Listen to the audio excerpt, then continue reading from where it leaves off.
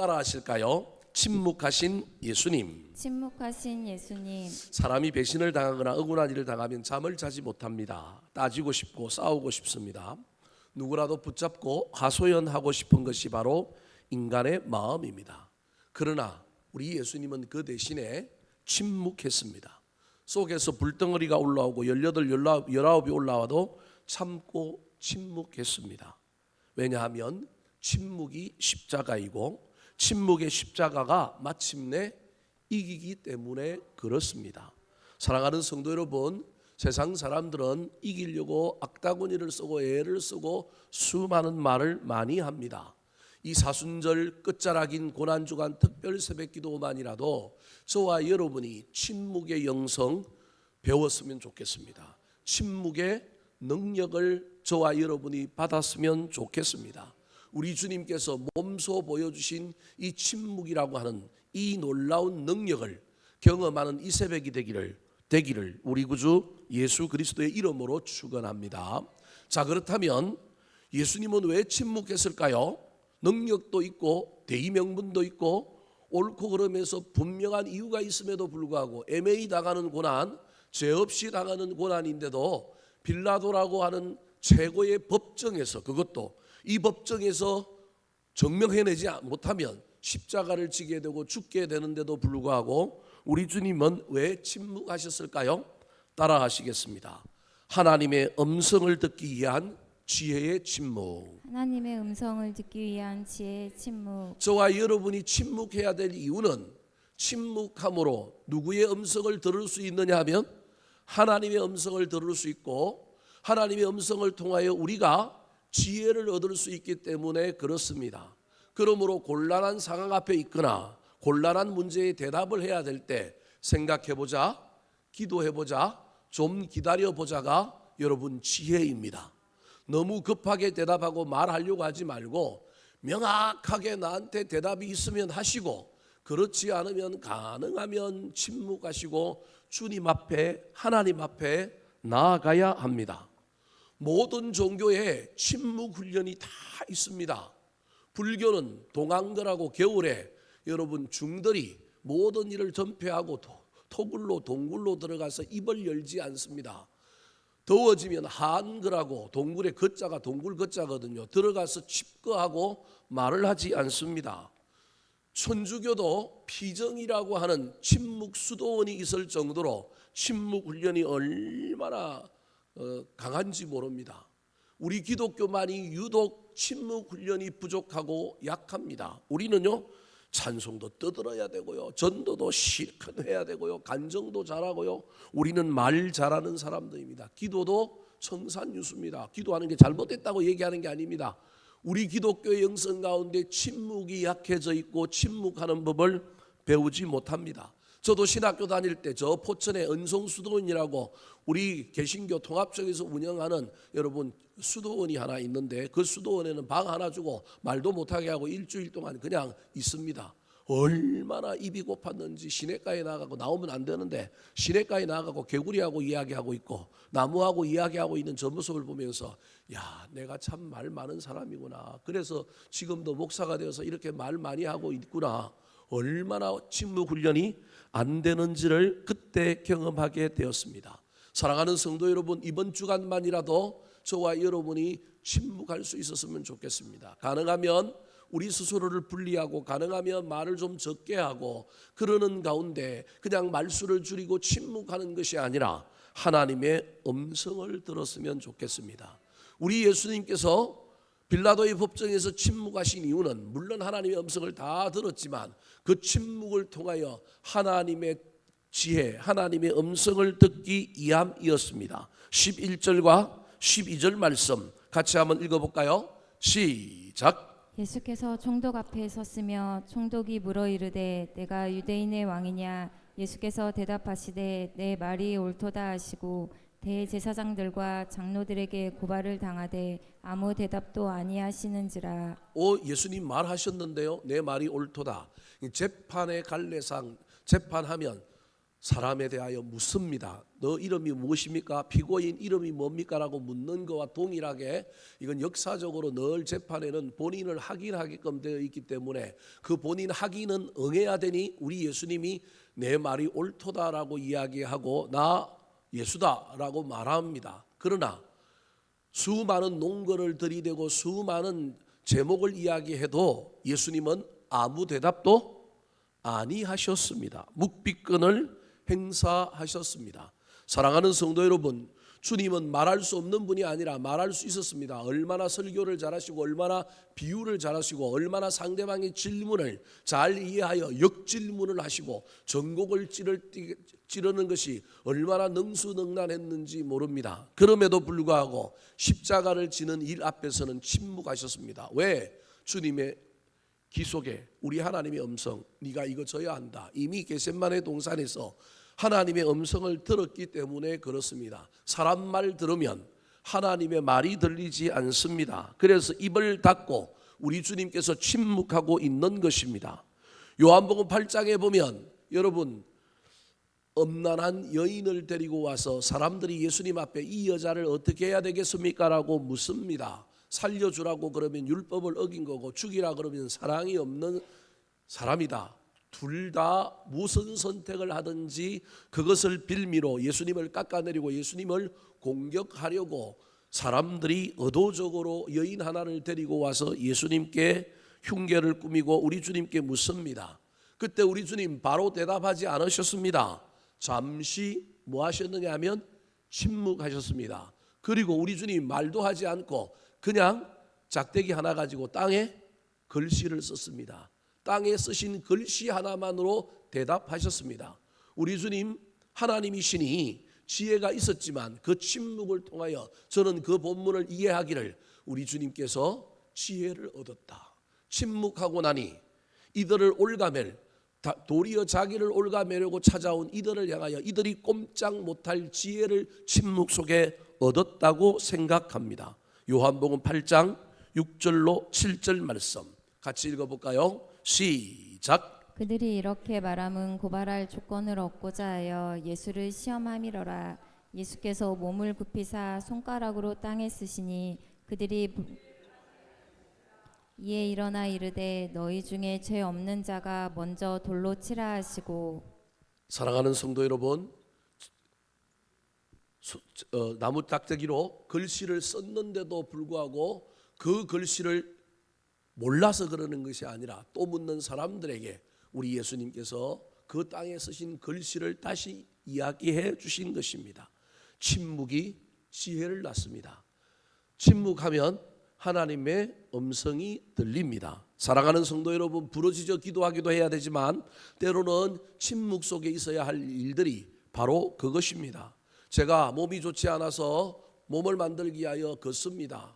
최근에 하루에 15,000보를 걸어서 한 달에 45만 보를 걸으려고 애를 썼습니다. 3월 한 달 동안 45만 보 못 채우고 32만 보 채웠습니다. 10,000보씩 정도밖에 못 걸었습니다. 4월 달에 45만 보 한번 걸어보리라. 5월 달에는 60만 보 걸어보리라. 여하튼 결단을 세우고 달려갑니다. 그러면 여러분 놀라운 일이 생깁니다. 걷게 되니 걷는데 신경 쓰느라고 뭐가 다치느냐 하면 입이 다칩니다. 입이 다치면요 오만 기도가 다 됩니다. 저는 그러면서 기도하는 걸 최근에 배웠습니다. 그러니까 기도가 되는구나. 그러니까 여러분 내 마음속에서 하나님이 저한테 말을 걸어오시고요, 제가 그러면서 대답하는 즐거움을 지금 누리고 있습니다. 왜 이걸 예전에는 몰랐을까? 예전에는 그냥 막 돌아다니면서 걷기는 걷는데 뭘 쳐다보고 빵집에 떡집에 뭐가 있나, 호빵집에는 뭘 파나, 저 가게는 뭘 파나, 지나가는 사람들 쳐다보면서 누가 어떠냐 이걸 쳐다봤는데 이제는 자연을 걷고 또는 남들이 안 다니는 시간대 한적하게 걷게 되니 따로 분리가 되기 시작할 뿐만 아니라 입이 닫히고 걷는 가운데 여러분 기도가 터져 나오고 속으로 하나님의 음성이, 하나님이 나한테 말을 걸어오는 놀라운 이야기를 경험하게 됩니다. 하루를 반추하게 되고 실수한 것들이 떠오르고 그때 잘했어야 되는데 깨달아지면 다시 하나님 용서해 주세요. 제가 또 실수했네요. 또 부족했네요. 기도하면 우리 주님께서 위로해 주시면서 말을 걸어오는 놀라운 일들을 경험하게 됩니다. 꼭 그래야만 이런 일이 일어난다고 제가 말하는 것이 아니라 저의 경험을 여러분에게 이야기하는 것입니다. 할 수만 있다면 침묵하셨으면 좋겠습니다. 다른 때보다 이번 한 주간 특별히 오늘 내일 모레 침묵을 많이 하셔서 사람이 어떻게 말을 안 하고 살 수 있습니까? 집에 들어가면 밥 달라고도 얘기해야 되고 뭘 이야기도 해야 되는데 할 수만 있다면 특별히 제가 제 아내한테 뭐라고 얘기했는데 말이 어긋나거나 잘못 알아듣거나 그러면 옛날 같으면 따지고 옛날 같으면 묻고 막 그랬는데 이번 한 주간 그렇게 안 하려고 가능하면 말을 적게 하려고 애를 씁니다. 제 아내가 아는지 모르는지 모르겠어요. 하여튼 한 주간 동안 제가 한다고 애를 썼는데 상대방에게는 어떻게 느껴지는지 모르겠지만 최소한 저를 좀 분리하여 애를 쓰며 하나님의 음성을 좀 들어보자. 하나님이 나에게 주시는 지혜를 좀 누려보자. 2026년 남은 기간을 어떻게 달려갈 것인가. 저 전쟁이 빨리 끝나야 되는데 전쟁이 이렇게 되면 교인들의 삶에도 경제적인 문제도 어려움이 있고 교회의 살림도 어려움이 있을 텐데 내년도는 또 어떻게 해야 될까, 무엇을 어떻게 결정할까, 그러면서 늘 우리 주님께 지혜를 구하면서 나아갑니다. 사랑하는 성도 여러분, 침묵 훈련에 동참하고 침묵 훈련에 시도해보는 저와 여러분이 되기를 예수님의 이름으로 축원합니다. 두 번째, 우리 예수님께서 우길 수도 있고 정명할 수도 있고 말할 수도 있는데 빌라도의 법정에서 침묵하신 이유는 무엇일까요? 따라하시겠습니다. 하나님의 뜻을 이루기 위한 순종의 침묵. 하나님의 뜻을 이루기 위한 순종의 침묵. 첫 번째 침묵이 하나님의 음성을 듣기 위한 지혜의 침묵이라고 한다면 두 번째 침묵을 통하여 우리 예수님이 의도하시는 것은 하나님의 뜻대로 내가 순종하리라. 그 결심이 우리 주님 앞에 있습니다. 침묵은 하나님께 가까이 가게 만들 뿐만 아니라 하나님의 음성을 듣고 우리가 지혜자가 될 뿐만 아니라 최고의 지혜는 하나님의 뜻에, 하나님의 말씀에 나를 쳐서 복종시켜 순종하는 것입니다. 내 말이 옳도다는 외마디 한마디 말을 남기고 난 다음에 어떤 이야기 속에서도 우리 주님은 대답하지 않았습니다. 대답하지 않으면 상대방이 기분이 나쁠 텐데 오늘 본문에 보면 빌라도가 놀라워했다고 이야기합니다. 13절 14절 말씀 같이 한번 읽어볼까요? 시작. 이에 빌라도가 이르되 그들이 너를 쳐서 얼마나 많은 것으로 증언하는지 듣지 못하느냐 하되 한마디도 대답하지 아니하시니 총독이 크게 놀라워하더라. 총독이 성질을 내더라. 총독이 노여워하더라. 왜 묻는 말에 대답 안 하냐 이래야 되는데 그냥 입을 다물고 있었던 것이 아니라 우리 주님이 입을 다물고 있는 침묵의 능력이 있었던 겁니다. 그래서 그걸 보고 있는 빌라도가 말할 만한데 저 사람이 옳은데 왜 주장하지 않지? 왜 저 사람은 가만 있지라고 하는 것 때문에 화를 낸 것이 아니라 총독이 크게 뭐 하더라고요? 놀라워하더라. 어떤 사람은 침묵하면 바보처럼 보이고 어떤 사람은 침묵하면 그 사람을 폄하하지만 예수님의 침묵에 빌라도는 놀라워했습니다. 여러분, 우리가 침묵할 때 예수님과 같은 이런 반응을 상대방에 보일 수는 없습니다. 우리는 침묵하면요 바보처럼 사람들이 여길 때도 있습니다. 침묵한다고 우리를 업신 여길 수도 있습니다. 여러분, 그래도 할 수만 있다면 침묵하셨으면 좋겠습니다. 침묵 중에 하나님의 뜻이 발견되고 그 뜻에 순종했으면 좋겠습니다. 우리 예수님의 이런 침묵을 이사야 선지자는 이미 예수님께서 십자가를 지실 때 어떻게 할지를 이사야 53장 7절에서 이렇게 예언하고 있습니다. 같이 한번 읽어볼까요? 시작. 그가 곤욕을 당하여 괴로울 때에도 그의 입을 열지 아니하였으며 마치 도수장으로 끌려가는 어린 양과 털 깎는 자 앞에서 잠잠한 양같이 그의 입을 열지 아니하였도다. 도살장에 끌려가는 양이 기가 막히게 압니다. 소도 압니다. 소도 팔려갈 때도 알고요. 소도 도축장에 가면 압니다. 저는 어릴 때 소를 키워봐서 아는데 소가 눈물을 흘립니다. 얼마나 이게 기가 막히게 아는지 모릅니다. 양이 도살장에 끌려가는 걸 압니다. 그러면요, 이 양이 분명히 알고 있기 때문에 힘들면 울어야 됩니다. 소리를 내야 됩니다. 두려움에. 근데 우리 예수님이 어린 양인데 소리를 안 냅니다. 그의 입을 열지 않았고 잠잠하여서 얼마나 우리 주님께서 그걸 담대하게 받아들이고 있는가를 보여주는 겁니다. 그러므로 침묵은 아멘입니다. 침묵은 순종입니다.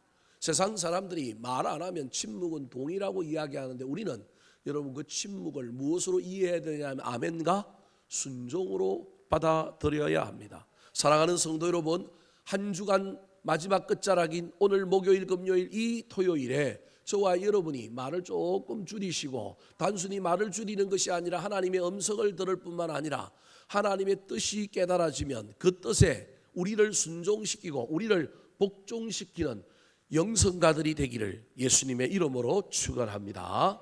마지막입니다. 예수님의 침묵의 이유는 무엇일까요? 따라하시겠습니다. 실수를 예방하고 마음의 길을 여는 침묵. 실수를 예방하고 마음의 귀를 여는 침묵. 현대인들은 말이 많아서 문제고 모든 정치인들뿐만 아니라 저와 여러분이 살면서 늘 경험하는 것이 말 때문에 화를 자초하고 말 때문에 손해를 보는 것이 얼마나 많은지 모릅니다. 조선시대 시조 중에도 이 말의 실수와 관련된 시조가 있습니다. 말하기 좋다 하고 남의 말 말할 것이 남 말하면 남도 내 말 할 것이니 말로서 말 많으니 말 많을까 하노라. 사랑하는 성도 여러분, 말은 관계를 세워주고 관계를 풍성하게 만들기도 합니다. 그런데 말이 오염되고 말에 재가 들어가면 관계를 망치고 인간에게 상처를 주게 되어 있습니다. 그래서 잠언 10장 19절에 보면 이렇게 얘기합니다. 말이 많으면 허물을 면하기 어려우나 그 입술을 제어하는 자가 지혜가 있느니라. 그렇게 이야기하고 있습니다. 우리 주님은 침묵하셨는데 빌라도는 말을 너무 많이 하고 있습니다. 한 사람이 침묵하고 있으니 그 침묵하는 그 공간을 채워야 되니까, 그 오디오를 채워야 되니까 예수님의 분량까지 누가 말했느냐 하면 빌라도가 말했습니다. 예수님은 침묵함으로 지혜를 얻고 하나님의 음성을 듣고, 예수님은 침묵함으로 하나님의 뜻을 깨닫고 아멘하고 순종함으로 가야 할 그 길을 가고 있는데, 여러분 빌라도는 그 유명한 사도신경에 유일하게 등장하여 늘 굴레를 쓰고 늘 많은 사람들의 입에 오르내리는 악역이 된 이유가 어쩌면 빌라도가 뭘 많이 했기 때문이라고요? 말을 많이 했기 때문에 그렇습니다. 상대방이 말을 안 하면 자기도 말을 안 하고 이 어려운 재판을 좀 더 시간을 끌고 말을 적게 했어야 되는데, 이 빌라도는 예수님 앞에서도 말을 많이 할 뿐만 아니라 회중에게 나아가서 무리들에게 나아가서도 이 말하고 저 말하고 자기 나름대로는 지혜를 낸다고 재수 하나를 놓아주는 풍습을 가지고 바라바와 예수를 이야기하면 이 죄 없는 사람 예수를 놓아달라고 사람들이 할 줄 알고 자기 나름대로는 지혜를 내고 테라스에 나아가서 빌라도의 법정으로는 유대인들이 이게 정결의 규정에 의하여 이방이기 때문에 들어오지 않거든요. 그러니까 예수는 붙잡아 놓고 뜰 안에서 재판하고 있던 그는 무리는 바깥에 있으니까 소위 말하는 로마 교양이 나오는 것처럼 테라스에 나가고 사람들한테 큰 소리로 얘기하는 거예요. 아마 금요일 날 제일 말 많이 한 사람이 누구라고요? 빌라도. 그 다음에 말 많이 한 사람은 군중들. 원래 군중들은 시위하면 말을 해야 합니다. 자신들을 주장해야 되기 때문에 그들은요, 예수를 십자가에 못 박아라 둘 다 빌라도와 함께 이 무리들은 말을 얼마나 많이 했는지 모릅니다. 내가 말을 많이 하면 다른 사람들의 소리가 들리지 않습니다. 내가 말을 많이 하면 실수합니다. 내가 말을 많이 하면 내 마음이 좁아져서 내가 말한 것이 나갔기 때문에 이 말이 능력이 되고 이 말이 이루어지기를 바람으로 말미암아 우리의 에너지는 전부 이 말에 쏟아지게 되어 있습니다. 그래서 말의 귀가 닫히고요, 귀는 열리지 않습니다. 오늘 빌라도가 여러분 말을 너무 많이 하다 보니 그 사도신경에 나오는 혐오의 굴레, 예수 그리스도를 십자가에 못 박은 사람으로 나오게 된 겁니다. 그가 조금이라도 말을 줄였으면 누구의 이야기가 들렸을 것이냐 하면 그의 아내의 이야기가 들렸을 것입니다. 분명히 아내가 꿈을 꾸고 이상하다, 저 사람 죄 없는데 내가 꿈속에서 시달렸는데 분명히 이건 영적인 신호다. 그래서 남편에게 사람을 보냈는데도 말 많이 하다 보니 아내가 보낸 사람의 이야기가 들릴까요? 안 들릴까요? 평소에 아내가 말 안 하는 사람인데, 평소에 아내가 내가 하는 바깥의 일에 감나라 판나라 안 하는 사람인데 이 아내가 왜 이렇게 할까? 빌라도의 아내가 그동안 어떻게 했는지는 잘 모르지만 그냥 저의 해석입니다. 그러면 한 번쯤 생각을 해봐야 되는데, 말을 많이 하니 남의 겉면과 남의 이야기가 귀에 들릴까요? 안 들릴까요? 안 들리는 겁니다. 오늘 본문 19절 말씀 같이 한번 읽어볼까요? 시작. 총독이 재판석에 앉았을 때 그의 아내가 사람을 보내어 이르되 저 옳은 사람에게 아무 생각도 하지 마옵소서. 오늘 꿈에 내가 그 사람으로 인하여 애를 많이 태웠나이다 하더라. 침묵했으면, 말을 조금만 줄였으면 왜 저렇게 이야기하지? 뭐가 있는 것 같은데 이상하다. 여러분 조금이라도 조심하지 않았을까요? 어쩌면 이 빌라도가 사도신경에 등장하는 이런 비극은 방지할 수도 있었지 않겠습니까? 세상 일은 알 수 없지만 결과론을 가지고 이야기하는 건 무리지만, 그럼에도 불구하고 빌라도의 이야기를 통하여 말을 많이 하면 실수하는구나, 말을 많이 하면 품이 좁아지는구나, 마음이 좁아지는구나, 남의 말이 들리지 않는구나. 왜냐하면 말은 씨가 되고 많은 능력이기 때문에 내가 무언가를 주장하면요, 그거 한번 거두어 들이기가 얼마나 어려운지 모릅니다. 못 먹어도 곱니다. 틀린 걸 알면서도 계속 뭐 해야 됩니까? 주장해야 됩니다. 그래서 남의 이야기가 들립니까? 안 들립니까?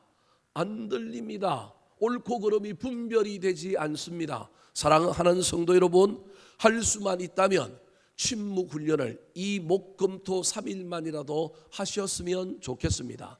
저는 오늘 할 말을 설교 시간에 다 했기 때문에 저는 오늘 하루 종일 침묵해야 될지도 모릅니다. 할 수만 있다면 말씀을 읽고, 할 수만 있다면 잔송을 듣고, 할 수만 있다면 침묵함으로 말미암아 저와 여러분에게 하나님의 음성이 들리고 하나님의 뜻이 발견되어 순종하고 아멘하러 나아갈 뿐만 아니라, 혹시 중대한 문제, 중대한 결정 앞에 빌라도처럼 우를 범하지 마시고 조금 말을 줄이고 생각해 보는 가운데 하나님이 보낸 사람들, 하나님이 나에게 주시는 음성들을 민감하게 듣고 캐치하고 다시 한번 분별함으로 말미암아 실수하는 사람, 큰 비극의 주인공이 되지 않는 저와 여러분이 되기를 우리 구주 예수 그리스도의 이름으로 축원합니다. 한번 따라 하실까요? 침묵하신 예수님, 침묵하신 예수님, 진리와 지혜를 위한 침묵, 진리와 지혜를 위한 침묵, 섭리를 깨닫고 순종하는 침묵, 섭리를 깨닫고 순종하는 침묵, 실수를 예방하고 길을 여는 침묵. 실수를 예방하고 귀를 여는 침묵.